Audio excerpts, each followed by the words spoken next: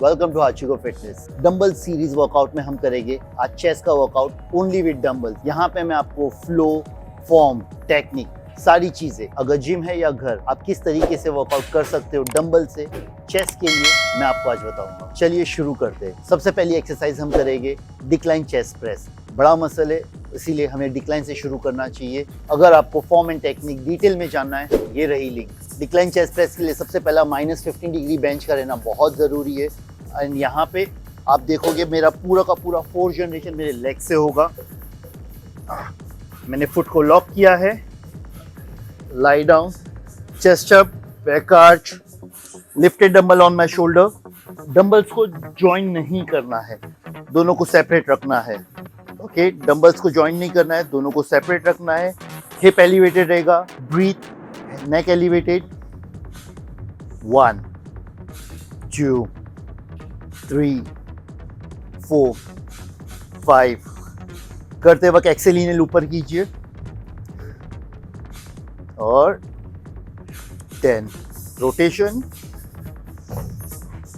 ये रहा decline chest press with dumbbell. इसके आपको 3 सेट करने हैं। हर एक सेट में आप 10 से 15 रेपिटेशन हिट करोगे एंड हर एक सेट के बीच में आप 10 to 15 सेकेंड्स का ब्रेक लोगे। फर्स्ट एक्सरसाइज हमने की थी डिक्लाइन चेस्ट प्रेस। अब हम करेंगे flat chest press with dumbbells. अब डिक्लाइन पहले, बाद में फ्लैट। ऐसा क्यों? जेनेटिकली हमारे चेस्ट के जो लोअर फाइबर्स होते हैं वो काफ़ी डेंस होते हैं compare to upper fibre, compare to mid fibre. तो इसलिए सबसे ज़्यादा डेंस फाइबर को ट्रेन करना पहले ज़रूरी है। तो डिक्लाइन को इसलिए मैंने पहले रखा है। उसके बाद में सेकेंड डेंस फाइबर है मिड फाइबर और तीसरे है अपर फाइबर जो कि है क्लेविकुलर मसल। चलिए अब हम करते हैं second exercise flat chest press with dumbbells.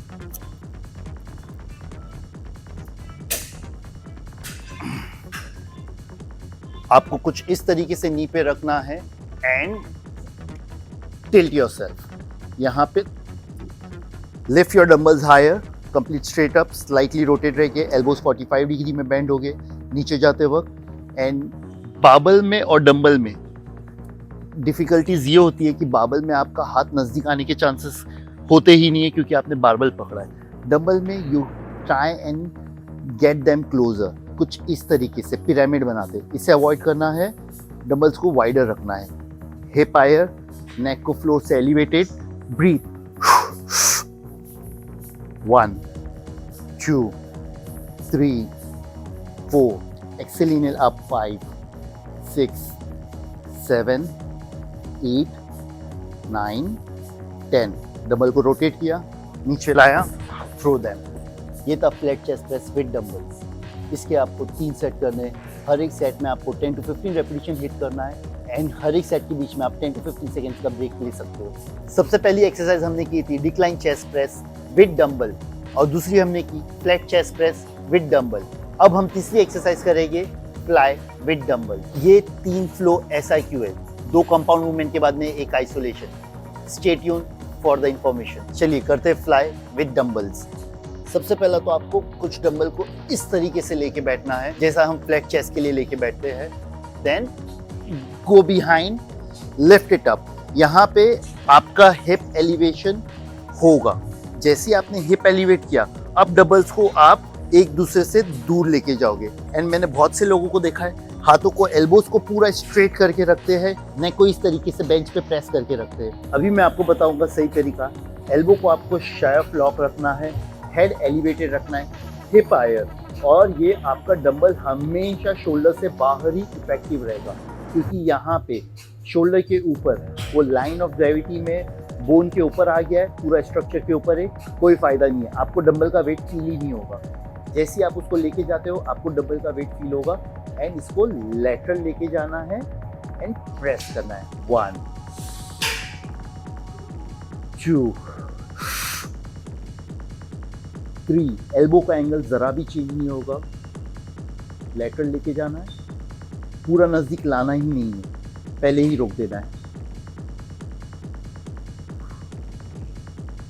पूरा का पूरा कॉन्ट्रैक्शन आप चेस्ट से करोगे।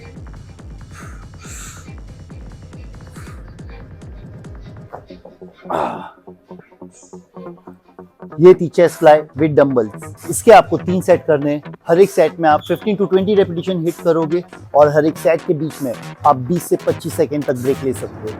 तो अब तक हमने किया है डिक्लाइन चेस्ट प्रेस, उसके बाद में फ्लैट, उसके बाद में फ्लैट फ्लाई। अब हम करेंगे इंक्लाइन। जैसा कि मैंने आप लोगों से कहा था, स्टे ट्यून, तो मैं आपको बताऊंगा कि मैंने डिक्लाइन किया, उसके बाद में फ्लैट किया, उसके बाद में फ्लाई किया एंड अभी इंक्लाइन कर रहा हूँ। 2 कंपाउंड मूवमेंट के बाद में एक आइसोलेशन, फिर अगेन कंपाउंड। तो हमारे जो असिस्टिंग मसल्स होते हैं जैसे कि एंटीरियर डेल्टॉइड और ट्राइसेप, जो चेस्ट करते वक्त हेल्प करते, असिस्ट करते, ठीक है, ये भी साथ में काम करते। Back to back 2 compound movement के बाद में हमारे असिस्टिंग मसल का फटीग लेवल थोड़ा हाई हो जाता है, वो थक जाते हैं। अगर उसके बाद में तीसरा मूवमेंट भी अगर मैं कंपाउंड लूँगा तो ये असिस्टिंग मसल जो है इनकी एफिशिएंसी थोड़ी पार्टिसिपेट करने की ड्रॉप हो जाएगी। इस चीज़ को अवॉइड करने के लिए मैं पहले 2 कंपाउंड मूवमेंट करता हूँ, फिर एक आइसोलेशन मूवमेंट करता हूँ जिसमें सिर्फ चेस्ट काम कर रहा है, जिसमें मेरे ट्राइसेप और शोल्डर को थोड़ा ब्रेक मिल रहा है। वो ब्रेक मिलने की वजह से अब मैं इंक्लाइन जब पुश करूँगा मैं और बेटर परफॉर्म कर पाऊँगा। उससे पहला मैं आपको इंक्लाइन का सेटअप बता दूँ कि आपको किस किस चीज़ का ध्यान रखना है। सबसे पहला तो बेंच का एलिवेशन, ये +30 डिग्री होना चाहिए। +30 डिग्री में आप जब इसके ऊपर लेट के डंबल्स को बराबर वर्टिकली ऊपर पुश करोगे, आपके अपर फाइबर चेस्ट के बराबर से ट्रेन होगे। आपको सपोर्ट के लिए इसे भी एलिवेट कर देना है ताकि आप स्लाइड होके ज़्यादा नीचे ना हो। चलिए शुरू करते हैं।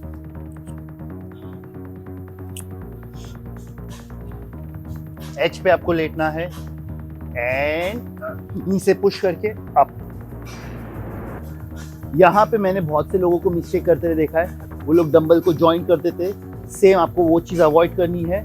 और दूसरा, यहाँ पे आपको हिप को नहीं उठाना है। अगर आप यहाँ पे हिप को उठाते हो तो अगेन आप मिड फाइबर ऑफ चेस्ट को ट्रेन कर रहे हो। तो आपको यहाँ पे हिप को नहीं उठाना है। यहाँ पे आपका पूरा का पूरा स्पाइन बेंच से अलाइन रहेगा, हेड आपका स्लाइटली एलिवेटेड रहेगा, डंबल ज्वाइन नहीं होंगे एंड पुश, सेलिनियल पुश। डंबल को स्ट्रेट शोल्डर के ऊपर ही प्रेस करना है। एल्बोज 45 डिग्री में ड्रॉप हो गए। Keep breathing, keep pushing, keep breathing, keep pushing. पूरी बॉडी वन यूनिट रहेगी एंड ये था सही तरीका इंक्लाइन चेस्ट प्रेस पुश करने का डंबल्स के साथ। इसके आपको 3 सेट करने हैं। हर एक सेट में आप 15 टू 20 रेपिटेशन हिट करोगे और हर एक सेट के बीच में आप 10 से 15 सेकंड का ब्रेक ले सकते हो। अब हम करेंगे ओनली डंबल चेस्ट वर्कआउट की आखिरी एक्सरसाइज। सबसे पहला हमने किया था डिक्लाइन चेस्ट, उसके बाद में हमने किया फ्लैट चेस्ट प्रेस, फिर हमने किया फ्लैट फ्लाई, उसके बाद में हमने किया इंक्लाइन चेस्ट प्रेस। अब हम करेंगे इंक्लाइन फ्लाई। सबसे पहला मैं आपको बताऊंगा जो मिस्टेक्स आपको अवॉइड करनी है। बेंच का सेटअप तो मैंने आपको जैसा बताया वैसा ही रहेगा, +30 डिग्री। आपको इसको लॉक करना है, हिप को उठाना नहीं है एंड आपके डंबल्स नज़दीक नहीं आएंगे, शोल्डर की रेंज के अंदर नहीं आएंगे। मैं आपको एग्जाम्पल बताता हूँ। इस तरीके से लिफ्ट किया ऊपर। जब भी हम फ्लाई कर रहे हैं, डंबल्स मेरे शोल्डर की जब तक ऊपर है उसका वेट मुझे पता नहीं चलेगा क्योंकि वो लाइन ऑफ ग्रेविटी में नहीं है। तो इन्हें हमेशा बाहर से शुरू करना है एंड आपका एल्बो बेंड रहेगा थोड़ा, मीन शायफ लॉक। आपको स्ट्रेट नहीं करना है, एल्बो शायफ लॉक रखना है एंड आप देखोगे डंबल को मैंने इस तरीके से नहीं, कुछ इस तरीके से इंटरनल रोटेशन में रखा है ताकि मेरे जो शोल्डर के रोटेटर कफ मसल है वो बराबर से पार्टिसिपेट करे और इंजरी ना हो। And let's go. 1, ज़्यादा नीचे नहीं जाना है, ज़्यादा अंदर भी नहीं आना है, लाइक शोल्डर के अंदर नहीं आना है, शोल्डर के बाहर ही रखना है ताकि मसल एक्टिवेट रहे। 3, 4, 5, एक्सेल इनहेल ऊपर आप करोगे। 6, वर्टिकली ऊपर पुश करना है।